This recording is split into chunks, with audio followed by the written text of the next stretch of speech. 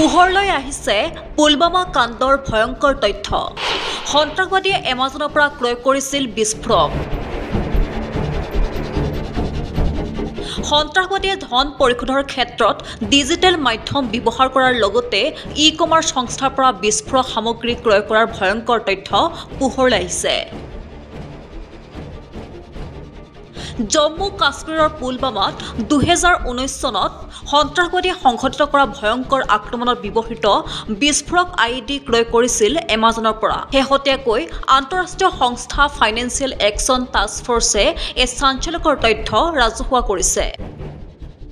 প্ৰতিবেদনত উল্লেখ আছে যে এই আক্ৰমণত পাকিস্তানী সন্ত্ৰাসবাদী সংগঠন জইচ-ই-মহম্মদ জড়িত বুলি জানিব পৰা গৈছে। তদন্তত পোহৰলৈ আহিছে যে সীমান্তৰ সিপাৰৰ পৰা ভাৰতলৈ বৃহৎ সংখ্যক আইডি বিস্ফোৰক সৰবৰাহ কৰা হৈছিল। এলুমিনিয়ামৰ পাউডাৰে এই বোমাবোৰক আৰু অধিক মাৰাত্মক কৰি তোলা হয়। সন্ত্ৰাসবাদীয়ে সেই পাউডাৰ ই-কমাৰ্চ কোম্পানী এমাজনৰ পৰা ক্ৰয় কৰিছিল। সন্ত্ৰাসবাদীয়ে নিজৰ নাম আৰু ঠিকনা লুকুৱাই ৰাখি অনলাইন অৰ্ডাৰ দিবলৈ VPN ব্যৱহাৰ কৰিছিল। ইয়াত পে'পেলৰ জৰিয়তে পে'মেণ্ট কৰা হৈছিল। এই পে'মেণ্ট মোডত বিদেশী একাউণ্টৰ পৰা প্ৰায় 6,70,000 টকা প্ৰেৰণ কৰা হৈছিল।